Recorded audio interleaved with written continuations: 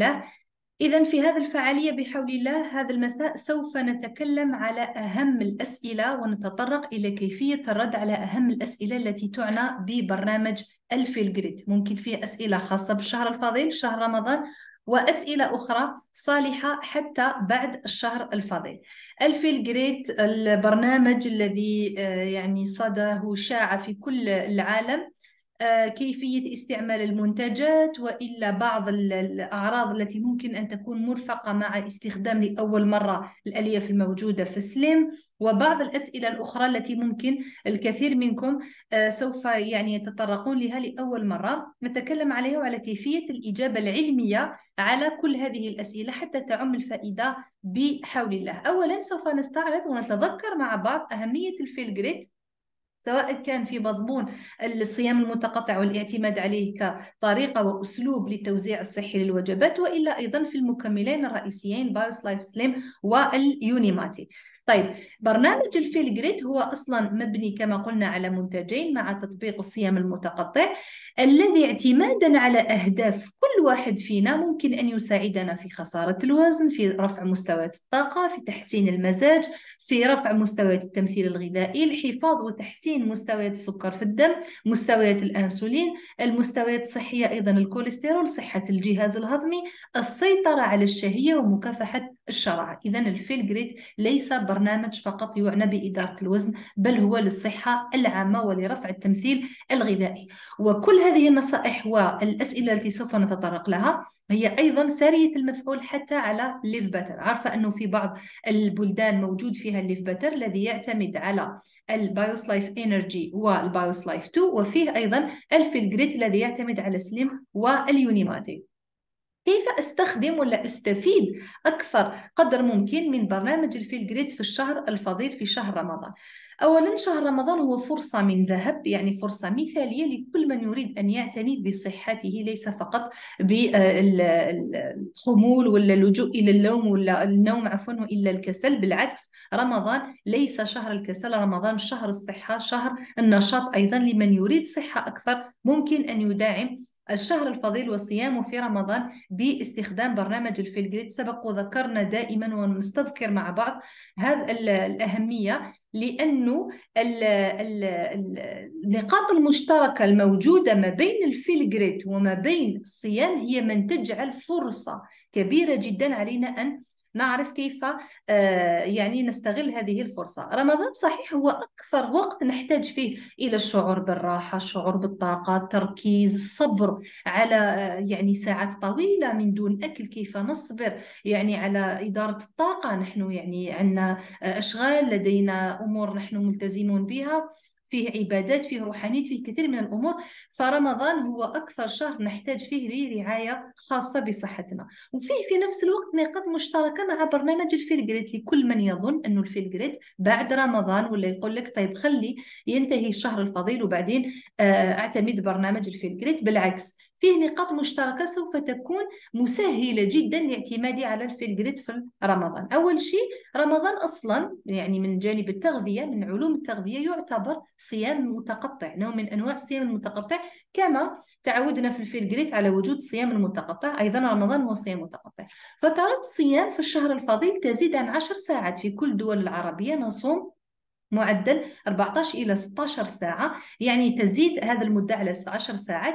وهذا ما الفترة التي تعرف بالأكل المقيد، الأكل يعني المتزامن ولا المقيد بوقت معين بين وجبة أولى ووجبة ثانية في الفيلغريد. فهذه ثاني نقطة اشتراك. النقطة الثالثة هي وجود وجبتين رئيسيتين في الفيلغريد، ونفس الشيء وجبتين رئيسيتين في رمضان، وهما الإفطار والسحور، ما يعرف في الفيلغريد بنافذة الأكل.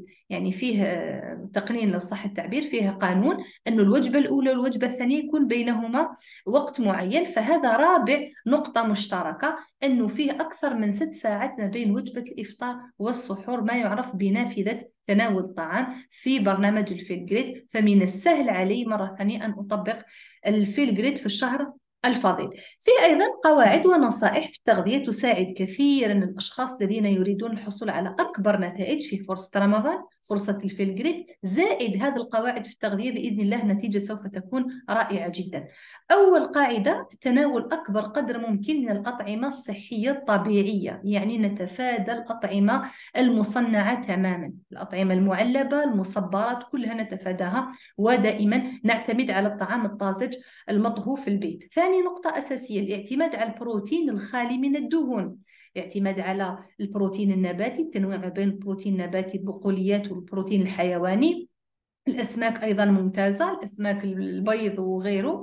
فيه أيضا كمية الخضار والفواكه يجب أن تكون كمية معتبرة من أجل الحفاظ على مستويات الألياف، الفيتامينات، تسهيل الهضم، الامتصاصات تكون سليمة، بالإضافة إلى الصحة الهضمية. هناك أيضا قدر عالي جدا في الخضر والفواكه من مضادات الأكسدة المعروفة بالفيتامينات والمعادن النادرة. الكربوهيدرات يجب أن تكون بكميات معقولة، وأغلب النصائح دائما ننصح بالكربوهيدرات المعقدة، يعني خبز كامل، قمح كامل، معجنات كاملة، وفي نفس الوقت بكمية تكون خلينا نقول مقننة، ولا تكون كمية يعني خاضعة للرقابة، يعني مش بكميات رهيبة جدا. وأيضا الاعتناء بكمية دهون مصادر الأوميغا 3، الدهون الصحية، الأفوكادو، زيت جوز الهند، زيت الزيتون، المكسرات، البذور ممتازة جدا كمصادر للدهون الجيدة. شرب الماء والاعتماد على الماء ثم الماء ثم الماء حتى تأتي غيرها من المشروبات الخالية من السعرات الحرارية، لأنها تساعد كثيرا في التقليل من الإحساس بالجوع أثناء فترات الصيام، كما أنه كميات الماء تساعد على إعادة ترطيب الجسم والحفاظ عليه من الجفاف. مرة ثانية: الأطعمة الصحية ثم الصحية، وعدم الإفراط في تناول الطعام أثناء فترة الطعام. كوني أصوم مدة زمنية طويلة جدا، هذا الشيء لا يسمح لي أن أكل أضعاف مضاعفة بعد أذان المغرب، فدائما يبقى الأكل العقلاني هو دائما النصيحة الرئيسية التي تحكم من أجل الحصول على نتائج أفضل، التي تحكم الصحن وتكوين الوجبة.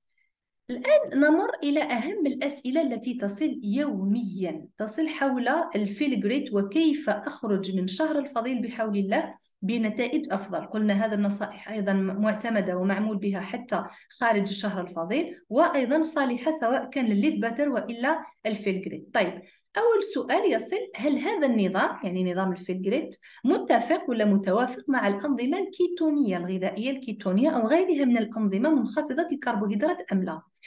أول شيء، نظام الفيلغريت ما في صرامة التي تجعل الإنسان يتقيد بلائحة من الطعام ويتفادى لائحة من الطعام، لا، هو سهولة النجاح الفيلغريت في سهولة تطبيقه، سهل جدا، لأن الشخص يأكل باعتدال من كل الأكل الصحي الموجود، وفي نفس الوقت بدون حرمان. يعني مش ممكن أن نقارن الفيلغريت مع الأنظمة الغذائية الكيتونية. ومع ذلك إذا كان الشخص يعني متعود ولا هو أصلا في متبع لهذا الأنواع من الأنظمة الغذائية، نعم الفيلغريت ممكن أن يكون مرافق ممتاز، سواء كان من حيث الألياف ولا مضادات الأكسدة ولا مشروبات الطاقة الموجودة فيه. ثاني نقطة ولا ثاني سؤال: ما هي كمية الكافيين الموجودة في حصة ولا في كيس واحد من اليونيماتي؟ كل كيس من اليونيماتي يحتوي على 80 ملغ من الكافيين، وكأن الشخص تناول كوب قهوة تقليدي، قهوة عادية، تناول كوب قهوة، هذا هو معدل الكافيين الموجود في كيس اليونيماتي. سؤال آخر: من الأشخاص اللي يعني تعودوا يأخذوا الماتشا يسألون: هل ممكن أن آخذ اليونيماتي وأنا اعتدت على الماتشا؟ نعم، اليونيماتي مشروب لو صح التعبير، يعني حتى نفهم آلية عمل كل من الماتشا واليونيماتي. الماتشا يحول إلى ATP، مصدر طاقة الجسم، بالإضافة للألثيانين الموجود فيه، من أجل شحذ القدرات الذهنية ورفع أيضا قدرات الدماغ على التركيز. أما اليونيماتي الهدف الأساسي في اليونيماتي هو المزاج بفضل السابونينز، فنتكلم على المزاج، صحة الدماغ، نتكلم على القدرات الذهنية، مكافحة الستريس، قدرة على التركيز، التعبير الجيني السليم لخلايا الدماغ، وأكيد رفع القدرات البدنية من حيث الأداء، سواء كان الأداء الرياضي ولا التمتع بمستويات طاقة عالية في الأيام العادية. طيب، سؤال الآخر بالنسبة للأشخاص الذين يتساءلون فيما يخص السليم: أنا أتناول السليم بعد ذلك أشعر بعدم ارتياح في الجهاز الهضمي، فهل هذا دليل على أنه جهازي الهضمي يعني في عنده تحدي مع السليم، وهل أنا مضطرة إلى التوقف على السليم؟ الجواب هو لا، لأنه البايوس لايف سليم وإلا حتى البايوس لايف 2 كما قلنا أيضا، عائلة البايوس لايفات سواء 2 وإلا السليم مبني عليها الفيلجريت والليف باتر، معروف أنها كمية رهيبة جدا من الألياف. فهذه الفئة ولو أنها قليلة إلى أنه يصل هذا السؤال، هذه الفئة من الأشخاص لم يعتادوا على تناول الألياف، يعني الألياف كانت نادرة جدا في نظامهم الغذائي. فلما تبعوا برنامج الفيلجريد كان في هناك كمية رهيبة جدا ومتنوعة من الألياف، فصار في هناك رد عكسي. فهناك نصائح معمول بها. أول شيء، الأيام الأولى ممكن تخفيف في كمية السليم، عوض أن أخذ كيس سليم قبل الوجبة الأولى وقبل الوجبة الثانية، أخذ نصف كيس سليم قبل الوجبة الأولى وقبل الوجبة الثانية. ممارسة الرياضة تساعد جدا في التغلب على هذا الشعور بعدم الارتياح، ولو المشي السريع مدة ساعة في اليوم يكون ممتاز جدا. في الصيام نقول ساعة قبل أذان المغرب وإلى ساعة بعد تناول الإفطار. فيه أيضا نصيحة تناول الماء، مهم جدا الترطيب وإعطاء فرصة للجهاز الهضمي حتى يستمتع بكل هذه الألياف ويستغلها على أكبر قدر ممكن، بالإضافة إلى التنويع في الخضر والفواكه في الوجبات. أن أتناول السليم ممتاز جدا كمصدر للألياف، لكن في نفس الوقت أنوع من الخضر والفواكه. نقطة أخرى، سؤال آخر: عندما أتناول السليم أشعر بالانتفاخ والغازات. هذه نفس الفئة من الأشخاص الذين لم يعتادوا على تناول الألياف، فنفس النصائح من حيث شرب الماء، تنويع الخضر والفواكه، ممارسة الرياضة، زائد ممكن أن ننصح هذا الفئة باستعمال البروبايونيك.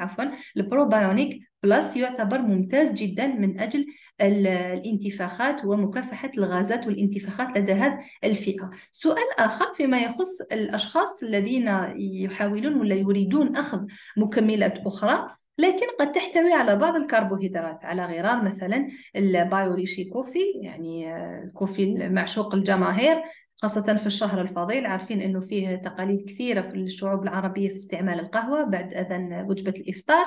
في أيضا الهواي نوني، ممتاز جدا هواي نوني عوض العصائر المصنعة الغير صحية تماما. هواي نوني هو مصدر ممتاز لمضادات الأكسدة، للبريبايوتكس التي تعطي فرصة من أجل تدعيم البكتيريا الحميدة ورفع المناعة. فيسألون كيف ممكن أن أخذ هذه المكملات. هذه المكملات أخذها بعد الوجبة الأولى، بعد وجبة الإفطار، لأني عند أذان المغرب كسرت الصيام على السليم، فهو فرصة من أجل التحكم حتى في شوية الكربوهيدرات الموجودة في هذه المكملات. سؤال آخر: هل هذا نظام الفيلجريد قلنا هو صالح أيضا، هذا النصائح صالحة حتى للليف باتر، هل هذا النظام آمن للاستخدام لفترة طويلة كأسلوب الحياة، أسلوب لحياتي؟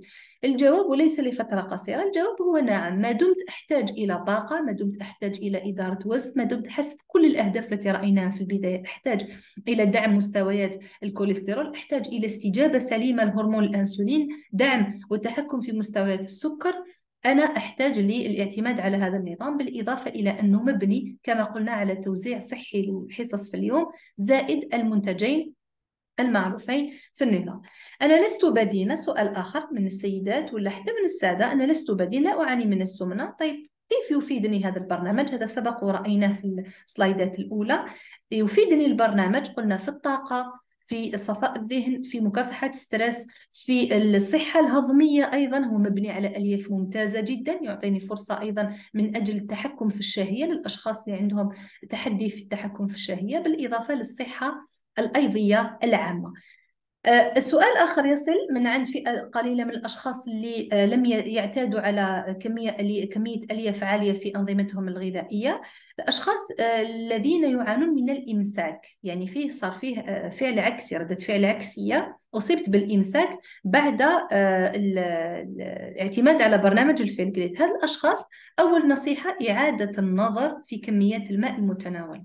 يعني لما نقول 8 إلى 10 أكواب في اليوم، هذا لا يعني أن الشخص يتناول قارورة ماء لتر ونصف مرة واحدة، دفعة واحدة، وبعدين ينسى طول اليوم أن يتناول الماء. هذا في الإفطار. لو كنت نتكلم على شهر رمضان، أن يتناول قارورة الماء مباشرة عند أذان المغرب، بعدين ينسى تماما أن يشرب الماء. بهذه الطريقة هو شرب خاطئ جدا للماء، ولم يتم هناك إعادة ترطيب الجسم تماما.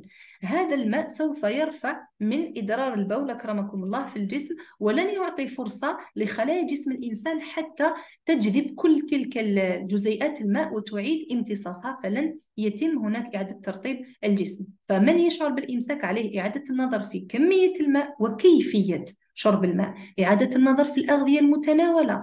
أني نأخذ سليم ممتاز جدا، لكن في نفس الوقت يجب أن أعيد النظر في مستويات الخضر والفواكه، بالإضافة للعادات الصحية. وممارسة الرياضة هي فرصة من أجل تنشيط القولون والجهاز الهضمي حتى نضمن عبور صحي وسليم. سؤال آخر يصل دائما: كيف يعمل بايوس لايف سليم إلى البايوس لايف 2؟ هذا البايوس لايف معتمد على أي آلية؟ أول شيء هو معتمد على تركيبة. هذه التركيبة تعتمد على ألياف ما تعرف بالألياف اللزجة قابلة للذوبان، تعطينا فرصة حتى تشكل، هي لزجة تشكل مادة هلامية في الأمعاء، فهذه المادة سميكة تعمل على إبطاء عملية الهضم، فبالتالي تحجب عنا مستويات السكر العالية من الامتصاص. في نفس الوقت تعطينا فرصة للشعور بالشبع مدة زمنية أطول ومكافحة الشراهة والأكل العشوائي. طيب، لماذا يحتوي بايوس لايف سليم وإلى بايوس لايف 2 على فيتامينات ومعادن؟ نجد أن التركيبة مدعمة، وهذا ما حاز به هذه المنتجات على براءة اختراع أدرجت في الPDR. تحتوي على مجموعة فيتامينات مضادة للأكسدة: الفيتامين A، الفيتامين E، الفيتامين C، بالإضافة إلى ذلك مجموعة الفيتامينات B. البي فيتامينز أهم دور رئيسي لهذه المجموعة أنها تعنى بمستويات الطاقة، الحفاظ على الطاقة في خلايا جسم الإنسان. دائما تبقى الطاقة عالية بفضل هذه المجموعة من الفيتامينات، فلهذا دعمت هذه تركيبة البايوس لايفات بالفيتامينات هذه، بالإضافة للمعادن، معادن أساسية جدا. لو نتكلم على الكروميوم الموجود في البايوس لايف 2 وإلا السليم، ممتاز جدا، وحتى أنه يعتبر مكمل بحد ذاته ويباع على حدة في الأسواق، نظرا لقدرة هذا المعدن الرائع الكروميوم على تعديل مستويات السكر في الدم. فيه أيضا الزنك. الزنك مش فقط من أجل الصحة المناعية، الزنك حتى من أجل إفراز الجهاز الهضمي للعصارات المعدية وللمعوية الهاضمة للأغذية، فأعطي فرصة من أجل تدعيم الصحة الهضمية وامتصاص المغذيات الموجودة في كل الأطعمة التي نتناولها. سؤال آخر: هل يمكن أن أتناول بايوس لايف سليم؟ في كثير من الأشخاص من الناس الذين يسألون عن كمية الماء. لو لاحظت أنه دائما في المكملات في يونيسيتي نتكلم على 250 ل 300 مليلتر من الماء. هي فرصة من أجل إعادة ترطيب أجسام الأشخاص الذين للأسف ممكن أن ينسوا أن يأخذوا الكمية الملائمة من الماء في اليوم. فرجاء إعادة النظر في كمية الماء، بالإضافة إلى عدم تقليل كمية الماء التي يجب أن يمزج بها المنتج. فلما نتكلم على كمية 250 إلى 300 مليلتر من الماء، مش ممكن أن نأخذ كمية أقل منها، يعني 100 مليلتر ولا 50 مليلتر. قد يصاب الإنسان بعدم قدرة على الابتلاع ولا حتى الاختناق، لأنه الألياف سميكة جدا وثخينة. فهذه الكمية هي التي تعطي فرصة من أجل إعادة إذابة هذه الألياف التي تعطينا كل المزايا والفوائد الصحية التي رأيناها سابقا. سؤال آخر: هل يمكنني أن أتناول بايوس لايف سليم مع منتجات للألياف الأخرى؟ في ألياف أخرى من يونيسيتي على غير اللايف فايبر. في الكثير من الأشخاص يسألون هذا السؤال. يجب أن نفهم أن الحد المسموح ولا المنصوح به في تناول الألياف يختلف، سواء كان سيدة وسيد، النوع، الجهاز الهضمي، إذا كان العبور صحي سليم ولا فيه تحديات في العبور. فنحتاج ما بين 25 إلى 38 غرام من الألياف يوميا. بهذه الطريقة ممكن أن نعتمد على ألياف أخرى مش فقط البايوس لايف سليم. هذا ليس خطأ اللجوء إلى اللايف فايبر مثلا في وجبة السحور ولا حتى في إفطار فطور الصباح بالنسبة للأيام العادية خارج البرنامج. لكن الأشخاص اللي عمالين يشتغلوا على الفيلغريت ويسألون كيف ممكن ولا هل ممكن أن أستخدم ألياف أخرى، الجواب هو نعم، ممكن أن أستخدم ألياف أخرى بكل أريحية. سؤال آخر: أنا نسيت أن أخذ بايوس لايف سليم. عارفين أنه البايوس لايف يأخذ 10 دقائق إلى ربع ساعة قبل الوجبة الأولى والثانية. نسيت، فما هو الحل؟ لو نسيت أن أخذ البايوس لايف سليم، أتدارك الأمر وآخذ البايوسلايف حتى وأنا في وسط الوجبة، ولو أنه الأكشن تبعه ولا خلينا نقول فعاليته ولا آلية عمله سوف تكون مختلفة، يعني فيه كمية من الأطعمة لم يتحكم فيها، إلى أنه بقية الطعام الذي أتناوله بعد السليم سوف يكون للسليم أثر عليه، ويظل دائما أكيد ذو تأثير على الطعام الذي تناولته. فيه سؤال آخر، كم من الوقت يمضي، ولا ما هو التقدير الزمني حتى يكون بإمكاني رؤية النتائج بعد اتباع البرنامج؟ هنا تختلف النتائج حتى في نفس العائلة ونفس الإخوة، نتائج تختلف. ممكن بعد أسبوع الشخص يشعر باختلافات ولا تبدأ تظهر النتائج بعد أسبوعين، بعد شهر. فهذا راجع أول شيء للحالة الابتدائية، الشخص اللي كان مثلا يزن أكثر من 100 كيلو غرام مش مثل الشخص اللي عنده فقط كيلوهات قليلة حتى يتصرف فيها، الشخص اللي عنده تحدي في الصحة الهضمية زائد مستويات كوليسترول زائد انسولين ريزيستنس مقاومة انسولين زائد صحة مستويات طاقة منخفضة جدا، مش مثل الشخص اللي عنده فقط وزن زائد مثال. فهنا تختلف النتائج وبداية ظهور النتائج، لكن حسب دراسات يونيسيتي خلال أول 90 يوم من اتباع البرنامج بكل النصائح التي رأيناها سوف تبدأ تظهر أكيد هذه النتائج.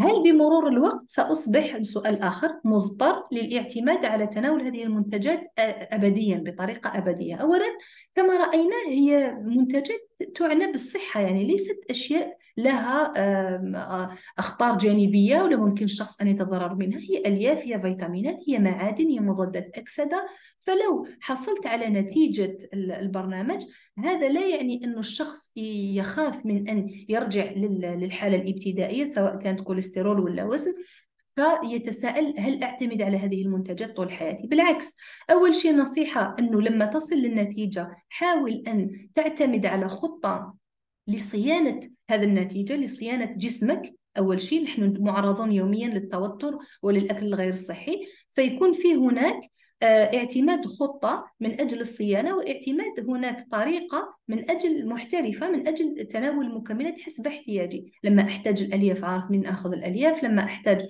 طاقة، لما عندي ستريس أعرف كيف أدير هذا الستريس.